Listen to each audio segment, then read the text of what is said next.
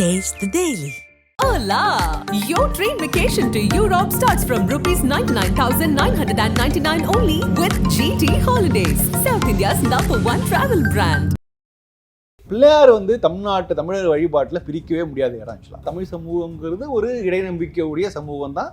அதில் 7 வகையான கடவுள்கள் இருக்காங்க. அதில் சிவன், விஷ்ணு, துர்க்கை எல்லாருக்குமான ஒரு பெரிய பிரதான இடம் இருக்குது. ஆனால் சங்க இலக்கியங்களாகட்டும், தொல்காப்பியம், கலித்தொகை, பரிபால் எங்கேயுமே வந்து பிள்ளையார் பற்றின குறிப்புகளே கிடையாது. தமிழ்நாட்டுடைய முதல் பிள்ளையார் அப்படின்னு சொன்னால் அது பிள்ளையார்பட்டி குடவர் தான் சொல்லணும். அது பிள்ளையார்பட்டியில் உள்ள பிள்ளையார் தான் வந்து தமிழ்நாடு ஏர்லியஸ்ட் பிள்ளையார் அப்படிங்கிறத ஆல்மோஸ்ட் எல்லா ஹிஸ்டாரியன்ஸும் ஒத்துக்கிறாங்க. பாண்டிய குடவர்களை எங்கே போனாலும் பிள்ளையார் இருப்பார். ஆமாம். ஸோ அந்த உருவமும் ரொம்ப பெருசாக இருக்கும். அதாவது ரொம்ப தொப்பையும் தொந்தியுமா நல்லா பெரிய உருவங்களாக இருக்கும். இன்னைக்கு மதுரைக்கு கீழே, மதுரையிலேருந்து ஆரம்பித்து தென்காசி வரைக்கும் போகிற எல்லா கோயில் பாண்டிய கோயில்கள்லையும் இந்த பல்லவ பிள்ளையாருக்கும் பாண்டியர் பிள்ளையாருக்கும் வித்தியாசம் தெரியும். அங்கே வந்து நின்று ஸ்டாண்டிங் பொசிஷனில் இருப்பார். ஆனால் பார்க்கும்போது குள்ள உருவமாக தெரியும். கையை அப்படி வச்சுட்டு இருப்பார். இங்கே வந்து ரொம்ப கேஷுவலாக காலை மடக்கி போட்டு காலை ஒரு காலை மட்டும் மேலே உயர்த்தி அதில் அந்த முட்டியில் கையை வச்சுட்டு இருப்பார். ரொம்ப தமிழ்நாட்டு குடவரை பிள்ளையார்கள்லாம் ரொம்ப பியூட்டிஃபுல்லான ஒரு பார்க்கக்கூடிய விஷயம். சோழார் கோயில் எப்படின்னா, சிவன் கோயில்ல கோஷ்ட என்ட்ரன்ஸ்லயே பிள்ளையார் துவாரத்துல இருப்பாரு. ஆமா, ஒரு கோஷ்ட தெய்வம்னா பிரதான இடம் பிள்ளையாருக்கு வந்து ஃபர்ஸ்ட் அவர் தான். கோஷ்ட தெய்வத்திலே முதல் தெய்வம் பிள்ளையார் அவர் தான். திருச்செங்கோட்டங்குள்ள ஒரு பிள்ளையார் சிலை இருக்கு. திருவாரூர்ல பிரகாரத்துல வந்து இருக்கிற அந்த பிள்ளையார் தான் நிஜமான வாதாபியிலேருந்து எடுத்து வந்த பிள்ளையார் அப்படிங்கிறத பெரும்பாலான வரலாற்று அறிஞர்கள் புத்தர் தான் பிள்ளையாரா மாறிட்டாரு அப்படிங்கிற இஷ்யூ வந்து பல பேரும் சொல்லுவாங்க. புத்தர் தலையை எடுத்துட்டு யானை தலையை கொண்டு வந்து வச்சாங்க, அது பிள்ளையாரா மாறிடுச்சு. அது வந்து என்ன சார்? அதுக்கு எந்த ஆதாரமும் கிடையாது. ஆனா ஒரு ஆதன் நேயர்களுக்கு அன்புணக்கம். இன்று நம்மோடு எழுத்தாளர் திருமிகு ராம்கி அவர்கள் உள்ளார். வணக்கம் சார். வணக்கம். விநாயகர் சதுர்த்தி இருக்கோம். குறிப்பாக இன்னைக்கு பிள்ளையாரை பத்தி தான் பேசி ஆகணும், வேற டாபிக்கே கிடையாது. பிள்ளையார்னு எடுத்தாலே தமிழ்நாட்டில் ஒரு மிகப்பெரிய சர்ச்சையெல்லாம் இருக்கும், அரசியல் சர்ச்சையெல்லாம் இருக்கும். அதையெல்லாம் தாண்டி ஒரு வரலாற்று ரீதியாக விநாயகர் வழிபாடை பற்றி உங்ககிட்ட கேட்கணும்னு நினைக்கிறேன். குறிப்பாக விநாயகர் சதுர்த்தி வந்தாலே இணையத்தில் ஒரு மிகப்பெரிய பேசுபொருள், விநாயகர் தமிழ்நாட்டு கடவுள் இல்லை, அவர் வந்து ஒரு வடநாட்டு கடவுள், புத்தர் தான் வந்து விநாயகரா மாறிட்டாரு, சங்க இலக்கியத்தில் வந்து விநாயகர் இல்லவே இல்லை, ஸோ விநாயகர் வந்து தமிழ்நாட்டு கடவுளே கிடையாது, அவர் வந்து ஒரு ஆரிய திணிப்பு அப்படிலாம் பல்வேறு ரைட்டப்பை எழுதுவாங்க இடதுசாரிகள், திராவிட இயக்கத்தவர்கள் அப்படின்னு இந்த லெஃப்ட் எக்ஸ்ட்ரீமிஸ்ட் தான் நிறைய பேர் எழுதுவாங்க. குறிப்பாக பிள்ளையார் தமிழ்நாட்டுக்கு இறக்குமதி செய்யப்பட்ட கடவுளா? எப்படி சார் பிள்ளையார் தமிழ்நாட்டுக்கு வந்தார்? சரி, இப்போ பிள்ளையாருங்கிறது வந்து எல்லோருக்கும் ரொம்ப நெருக்கமான ஒரு கடவுள். அது எல்லாருக்கும் போல எனக்கும் ரொம்ப ரொம்ப நெருக்கமானவர்.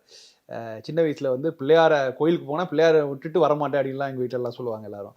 பிள்ளையார் பொம்மைகள் தான் அதிகமாக இருக்கும் அதுமாரி. ஸோ அதுக்கு ஒரு இது காரணம் வர சொல்லுவாங்க. எங்கள் தாத்தா வந்து ஒரு சின்ன பிள்ளையாரை வந்து வீட்டில் வந்து பூஜை செய்வார். அவருக்கு ஆண் வாரிசு இல்லைனால அதை மூட்டை கட்டி பரனில் போட்டேன். அதுக்கப்புறம் நான் பிறந்த பிறகு அது எனக்கு கிடைச்சிது. இன்றைய வரைக்கும் அதுதான் என்னுடைய வழிபாட்டுக்குரிய இது, மிகப்பெரிய இஷ்ட தெய்வம். ஸோ பிள்ளையார் ரொம்ப பிடித்தமான விஷயம். ஸோ கிட்டத்தட்ட தமிழ்நாட்டில் எல்லாருக்கும் அந்த இது இருக்கும். பிள்ளையாரை பிடிக்காதுன்னு ரொம்ப எளிமையான வடிவம் இல்லை, அதாவது பிடிச்சி வச்சா பிள்ளையார் அப்படிங்கிற மாதிரி. நீங்கள் பிள்ளையாரை எப்படி வேணாலும் நீங்கள் பண்ணலாம். களிமண்ணில் பிடிச்சி, இல்லை சாணியில் பிடிச்சி வச்சா கூட அது பிள்ளையார் தான் ஆக்சுவலாக. அது மஞ்சளில் பிடிச்சி வைப்பாங்க, எல்லாம் பண்ணுவாங்க. ஸோ இந்த பிள்ளையாருங்கிறது பிடிச்சி வச்சாலும் அந்த பிள்ளையாரில் என்ன மாதிரியான வெரைட்டி எப்படி இருக்குன்ட்டு நாற்றுல போனீங்கன்னா ஏகப்பட்ட வெரைட்டி இருக்கும். சும்மா அப்படியே டிராயிங்லேயே விதவிதமான வெரைட்டி. இப்போ நம்ம நிறையா வந்து பிள்ளையார் சதுர்த்திக்கான வாழ்த்துக்கள் வந்து நாளைக்கு குவிய போகுது. வாட்ஸ்அப்பில் பார்த்தீங்கன்னா விதவிதமான பிள்ளையார்லாம் இருக்கும் போது. ஸோ இதெல்லாம் இருக்கும்போது தமிழ்நாட்டில் வந்து பிள்ளையாரோட இடம் என்ன? இது ஆரம்பத்துலேருந்தே ரொம்ப டிபேட்டாக இருக்குது. வாதாபி கொண்டான், வாதாபிலேருந்து வந்தது அப்படிங்கிற மாதிரி ஒரு கதைகள் தொடர்ந்து இருந்துகிட்டே இருக்குது. ஸோ அது அப்புறம் கடைசியில் பார்ப்போம். ஆனால் முதல்ல எங்கே இந்த பிள்ளையாரோட வழிபாடு ஆரம்பிச்சுது அப்படின்னு பார்த்தா, இதுக்கான ஏன் இது ஒரு பெரிய டிபேட்டாக இருக்குது அப்படின்னா, சங்க இலக்கியங்களாகட்டும், தொல்காப்பியம், கலித்தொகை, பரிபால் எங்கேயுமே வந்து பிள்ளையார் பற்றின குறிப்புகளே கிடையாது. ஆனால் மற்ற கடவுள்கள் சேயோன், மாயோன் எல்லாரை பற்றியும் பேச்சு நிறைய தொல்காப்பியத்தில் நிறைய இருக்குது. ஸோ முற்றிலுமாக தமிழ் சமூகங்கிறது ஒரு இடைநம்பிக்கை உடைய சமூகம் தான். அதில் 7 வகையான கடவுள்கள் இருக்காங்க. அதில் சிவன், விஷ்ணு, துர்க்கை எல்லாருக்குமான ஒரு பெரிய பிரதான இடம் இருக்குது. ஆனால் பிள்ளையார் மட்டும் அங்கே மிஸ் ஆகிறார். ஸோ ஏன் மிஸ் ஆனால் தொடர்ந்து கண்டினியூஸாக எந்த சங்க இலக்கியம் எதுலேயுமே வந்து அவரை பற்றின எந்த குறிப்பும் இல்லை.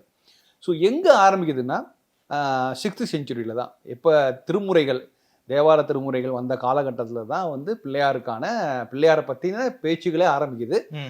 சம்பந்தர் அதில் கூட ரொம்ப லேட்டரில் தான், இனிஷியலாக உள்ள முதல் 2ஆம் திருமுறைலாம் பெரிய அளவில் இல்லை, ரொம்ப லேட்டர் பீரியடில் தான் இருக்குது. நாவுக்கரசு கூட களிறு கணபதி அப்படிங்கிறதெல்லாம் வந்து மென்ஷன் பண்ணுறார் ஒரு சில பாடல்கள். ஆனால் முருகனுக்கு கொடுக்கப்பட்டிருக்கிற அந்த முக்கியத்துவம் இம்பார்ட்டன்ஸ் இல்லை. நிறைய கிட்டத்தட்ட முருகனை பற்றி கிட்டத்தட்ட ஒரு 57 50 50 60 இடங்கள்ல வந்து பாடல் வருது திருமுறைகள்ல. நிறைய வருது. ஆனா பிள்ளையாரை பற்றி ரொம்ப குறைவு தான். ஆனா அங்கே தான் ஸ்டார்ட் ஆகுது.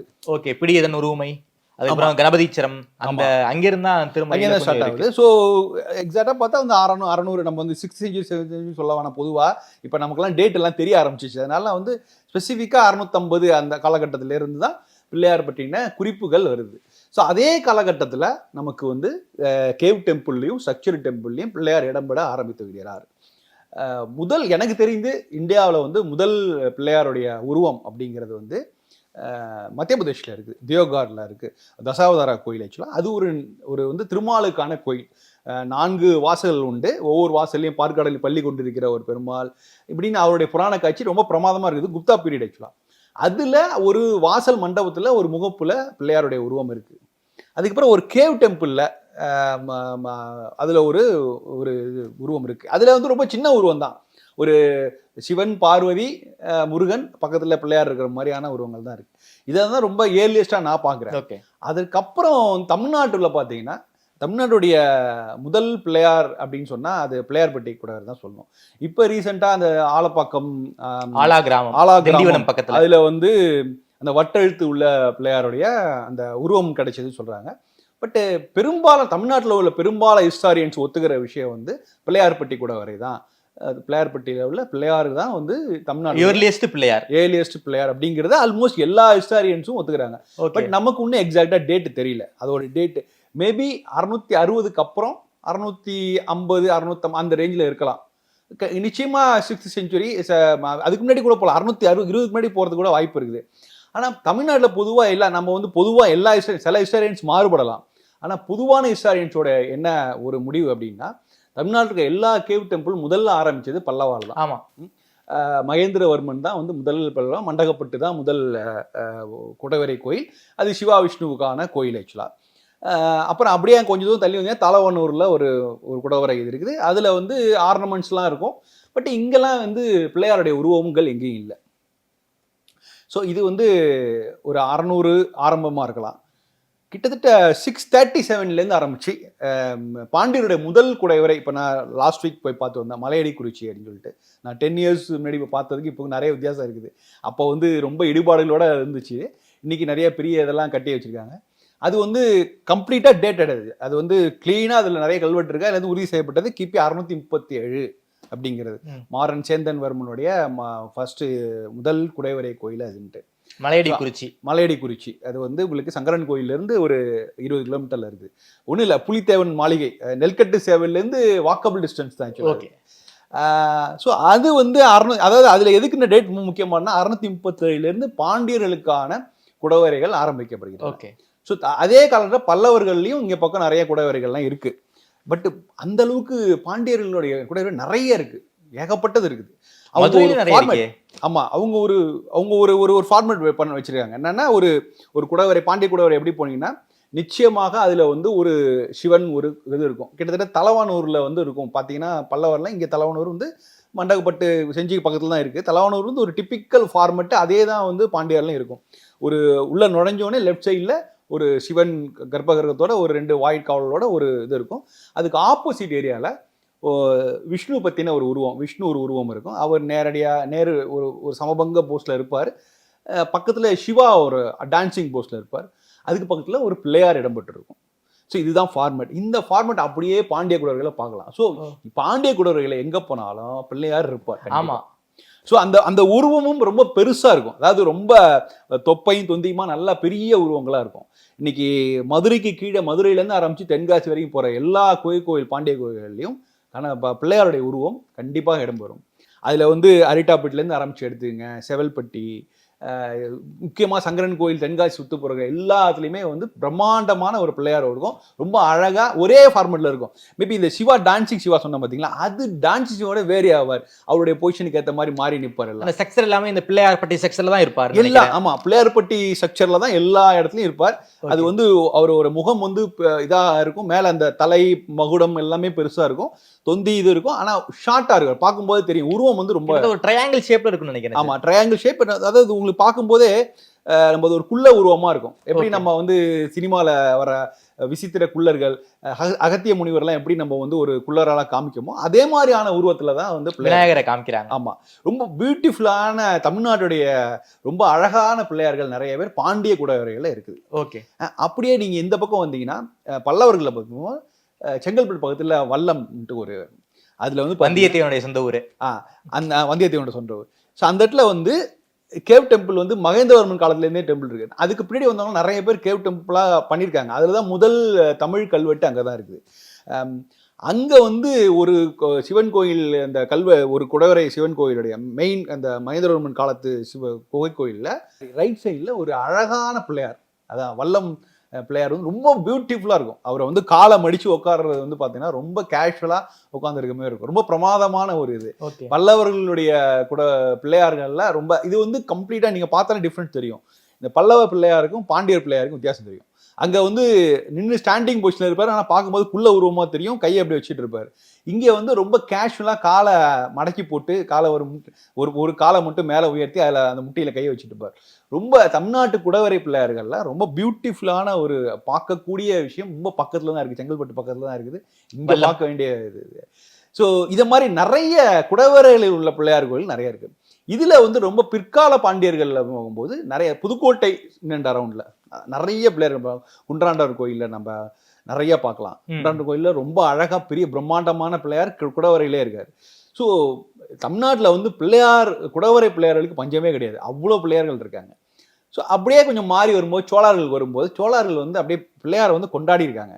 அது வந்து சோழ டெம்பிள் டிப்பிக்கல் சோழர் உங்களுக்கு தெரியும். சோழார் கோயில் எப்படின்னா சிவன் கோயில்ல கோஷ்ட தெய்வம்லயே பிள்ளையார் துவாரத்துல இருப்பாரு. ஆமா, ஒரு கோஷ்ட தெய்வம்னா ஒரு பக்கம் ஒரு கோஷ்ட தெய்வம் பிள்ளையார், அடுத்தது தட்சிணாமூர்த்தி இருப்பார், பின்னாடி வந்து விஷ்ணு இல்லைன்னா லிங்கோத்பவர் இருப்பார், இந்த பக்கம் பிரம்மா, அப்புறம் துர்க்கை.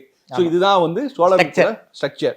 இந்த ஸ்ட்ரக்சர்ல வந்து பிரதான இடம் பிள்ளையாருக்கு வந்து ஃபர்ஸ்ட் அவர் தான். கோஷ்ட தெய்வத்திலே முதல் தெய்வம் பிள்ளையார் அவர் தான். துவாரத்துல இருப்பாரு, வாயிற் காப்பாளர்கள் இருக்கிற இடத்துல இருப்பாரு, இல்லாட்டா கோஷத்துல ஃபர்ஸ்டா இருப்பாரு. ஆமா, இந்த 4 பேரையும் மாற்ற மாட்டாங்க. பிள்ளையார், தட்சிணாமூர்த்தி, பிரம்மா, துர்க்கை. பின்னாடி இருக்கிறது லிங்கோத்பவரா மகாவிஷ்ணுவா மாறும். அது மாதிரி மாறும். இல்லைன்னா எல்லாருமே இருப்பாங்க. விஷ்ணு இருப்பார், பிரம்மா இருப்பார், அந்த அடிமுடி கண்ட அண்ணல் அப்படிங்கிற மாதிரி சொல்ற மாதிரி அந்த இதெல்லாமே இருக்கும். இல்லையா, இந்த ஃபார்மட் மாறாது. நீங்க வந்து இன்றைக்கும் இருக்கிற பெரிய பெரிய கோயில்கள், டெல்டாவில் உள்ள பெரிய கோயில்கள்ல இருக்கிற பிள்ளையாருக்கு பார்த்தீங்கன்னா எல்லாமே வந்து சோழர் காலத்து பிள்ளையார்கள்லாம் பார்த்தாலே ரொம்ப பளிச்சுன்னு தெரியும். ரொம்ப வித்தியாசமா இருப்பாரு. அவரு நிக்கிற மோஸ்ட்லி ஸ்டாண்டிங்ல தான் இருப்பாரு. அந்த டெக்கரேஷன்ஸ்லாம் இல்லாம ரொம்ப பியூட்டிஃபுல்லா இருக்கும்.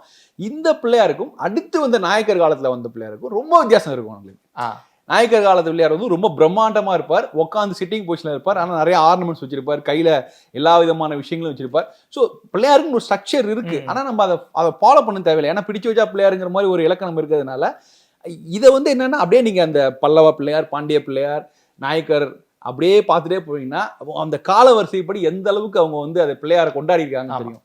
அது கூடுதலாக ஆர்னமெண்ட்ஸ் போட்டு அவர் கையில் உள்ள விஷயங்கள் எல்லாம் மாறும்.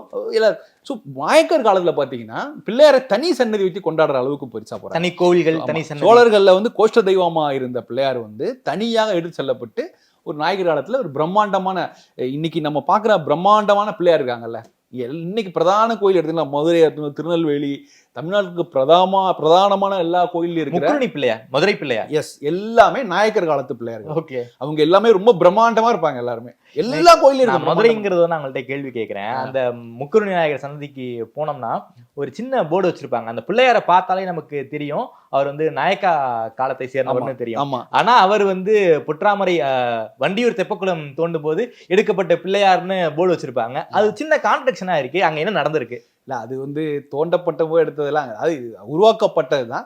ஸோ இப்போ இந்த பிள்ளையார் வைக்கிறாங்கல்ல, கொஞ்சம் ஸ்பைசி பண்றதுக்காக எதுவும் அது வச்சிருக்காங்களா? பிற்காலத்தில் எழுதுனது தான். அது புராணங்கள் எழுதும்போது எல்லாம் மாற்றி எழுதுறது தான். Okay. இப்போ நீங்கள் திருவலஞ்சுவழி கூட அப்படிதான் எழுதுவாங்க.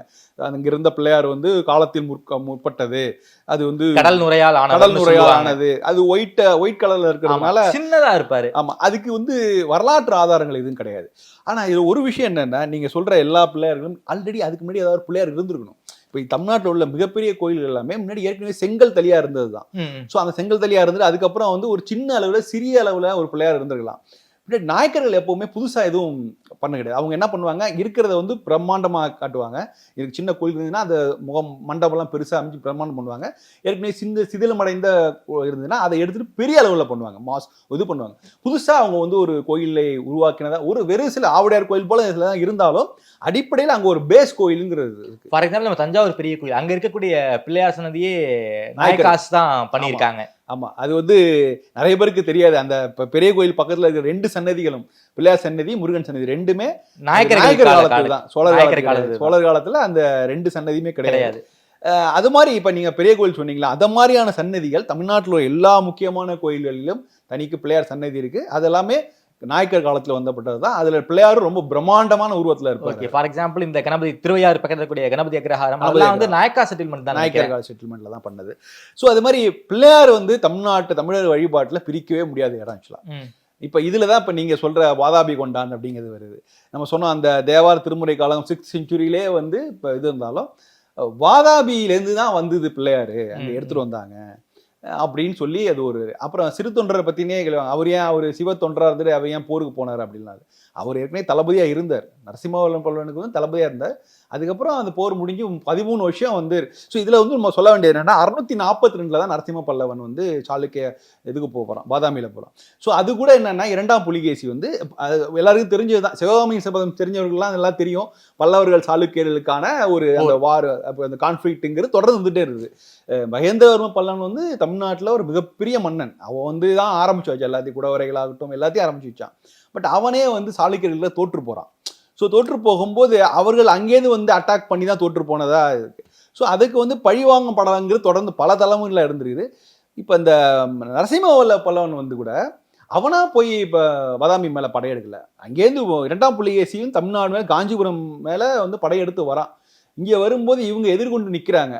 அவங்க பின்வாங்கி போகும்போது இவங்களை பின்னாடியே துரத்திட்டு போறாங்க. துரத்திட்டு போகும்போது பாதாமி வரைக்கும் போய் அங்கே இருக்கிற கோட்டையை பிடிச்சி அங்கே 13 வருஷம் நரசிம்ம பல்லவன் அங்கே பல்லவர் ஆட்சியில் இருந்தது பாதாமி. ஓகே. ஸோ அது ரொம்ப முக்கியமான விஷயம். அதில் ஒரு கல்வெட்டு, பாதாமியில் ஒரு கல்வெட்டே இருக்குது, அங்கே தான் இருக்கு. ஸோ அந்த போரில் படைத்தளபதியாக இருந்தவர் வந்து நம்ம சிறு தொண்டர் வந்து பெரிய புராணத்தில் ஒரு மிகப்பெரிய இடம் அவருக்கு இருக்கு.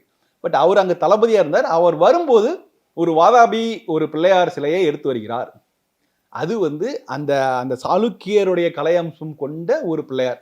அதுக்கு முன்னாடி தமிழ்நாட்டுல பிள்ளையார் வழிபாடே இல்ல, அவரு தான் வந்து இன்ட்ரோடியூஸ் பண்ணாருன்னு. அந்த பிள்ளையாரா திருச்செங்காட்டாங்குடியில இருக்கக்கூடிய பிள்ளையாரா?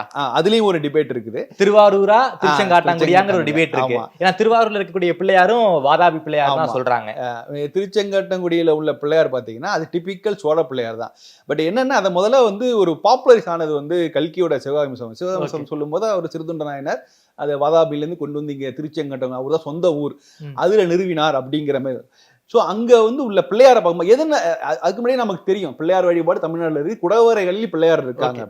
பட் ஒரு தனி பீசஸா, ஒரு தனி சிலையாக ஒரு வந்து எடுத்துட்டு வந்ததுங்கிறது ஒரு மிகப்பெரிய ஒரு திருப்பு முனை தான் தமிழ்நாட்டுடைய கலை இலக்கிய அரசியல் வரலாற்றுல. அது ஒரு மிக முக்கியமான ஈவெண்ட் தான்.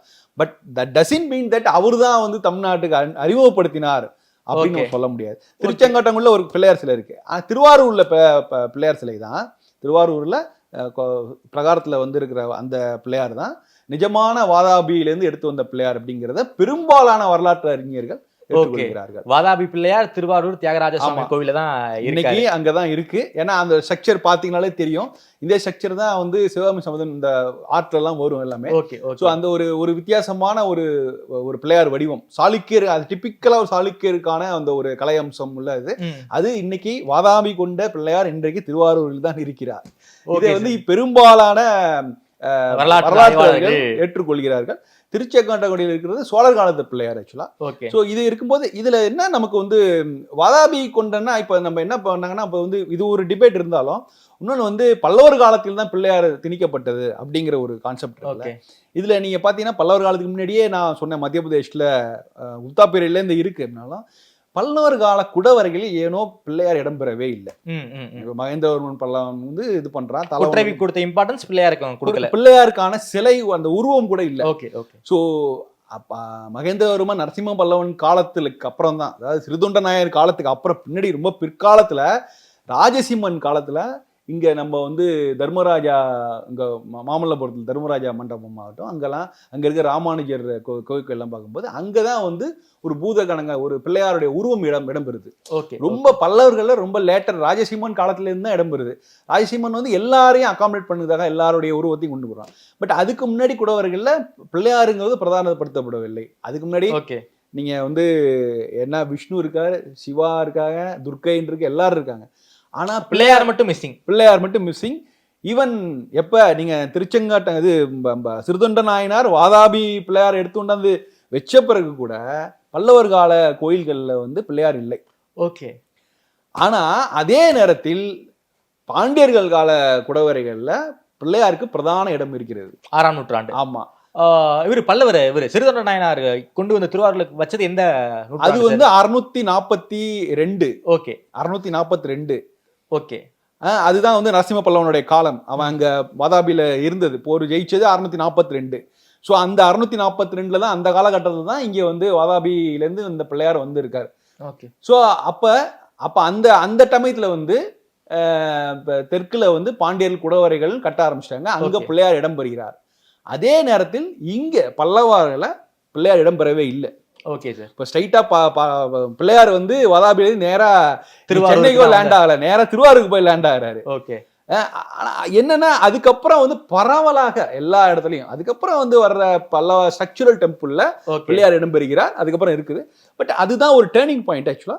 அதுக்கப்புறம் பரவாயில்ல எல்லாம் இருக்கு. அதுக்கப்புறம் இன்னைக்கு வந்து அதுக்கப்புறம் வந்த சோழர்கள் வந்து பிள்ளையாரை கொண்டாடி, நாயகர் கொண்டாடி, மராத்தாஸ் வந்து எப்படின்னு தெரியும், மராத்தாஸ் பத்தி நமக்கு மகாராஷ்டிரா வந்து பிள்ளையார் வழிபாட்டுல ஒரு எப்படி தமிழ்நாட்டுல வந்து முருகனுக்கு அறுபடை வீடு இருக்கோ அதே மாதிரி பிள்ளையாருக்கு அங்க படை வீடெல்லாம் வச்சு கொண்டாடுறாங்க. பெரிய அளவுல ஒரு பெரிய வழிபாடு நடத்தப்பட்ட பல நூற்றாண்டுகளாக பிள்ளையார் வந்து பிரதான தெய்வம் அங்க ஆக்சுவலா.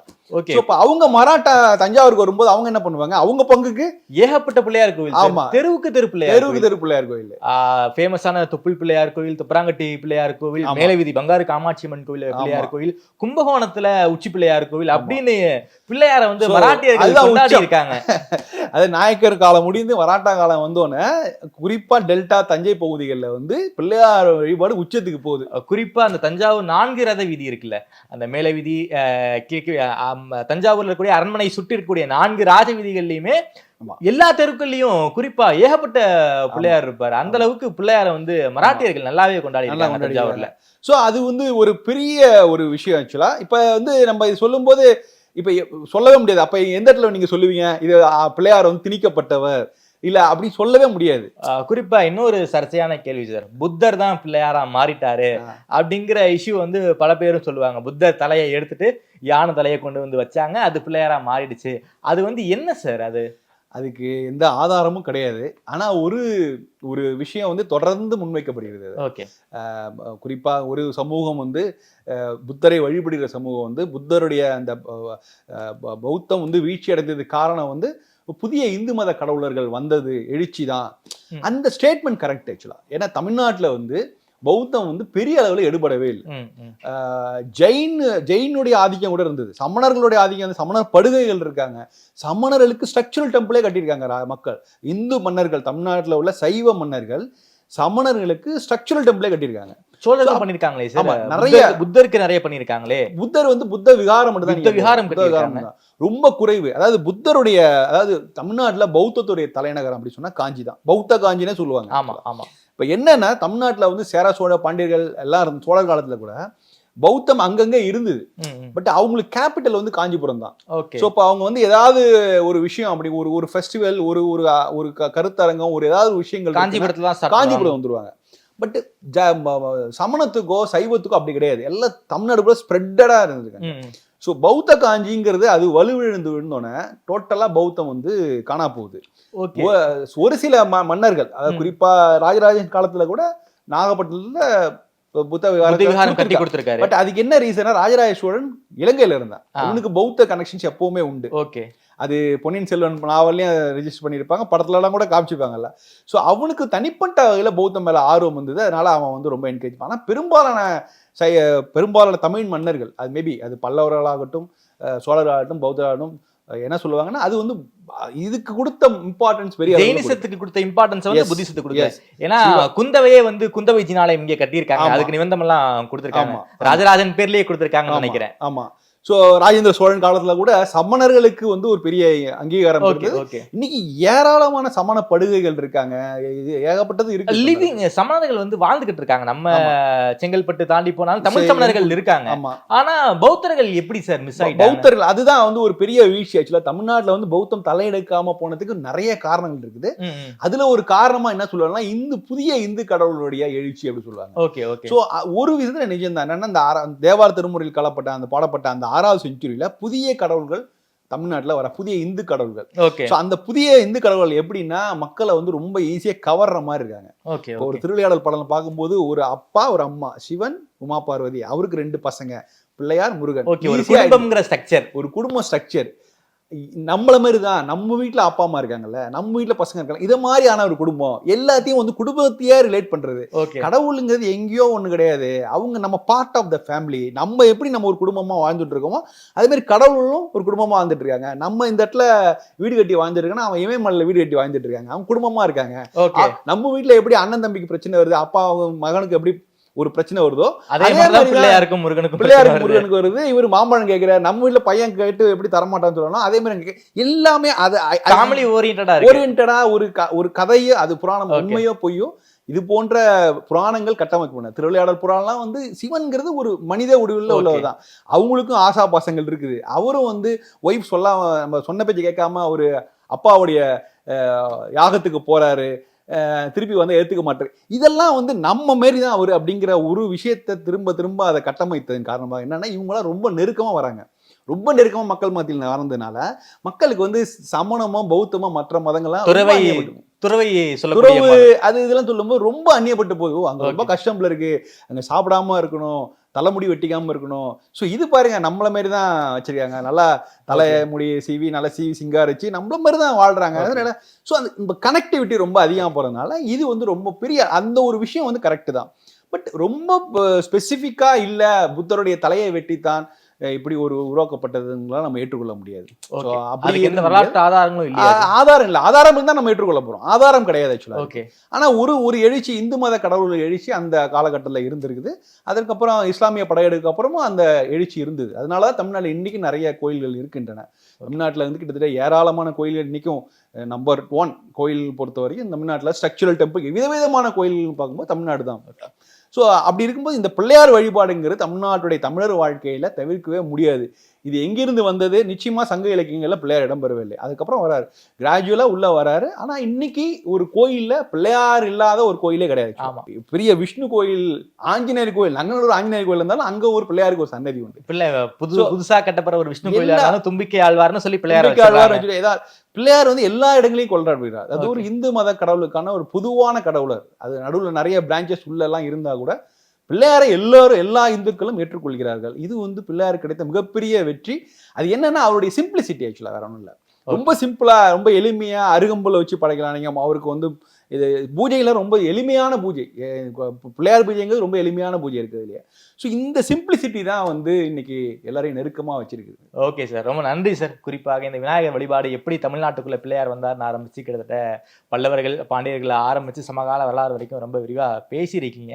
எனக்குமே வந்து ஒரு வரலாற்றின் பக்கங்களை திருப்பி ரெஃபர் பண்ணி பார்த்த மாதிரியான ஒரு நேர்காணலாக இருந்துச்சு. ரொம்ப நன்றி சார் நேரம் கொடுத்து பேசிய. நன்றி.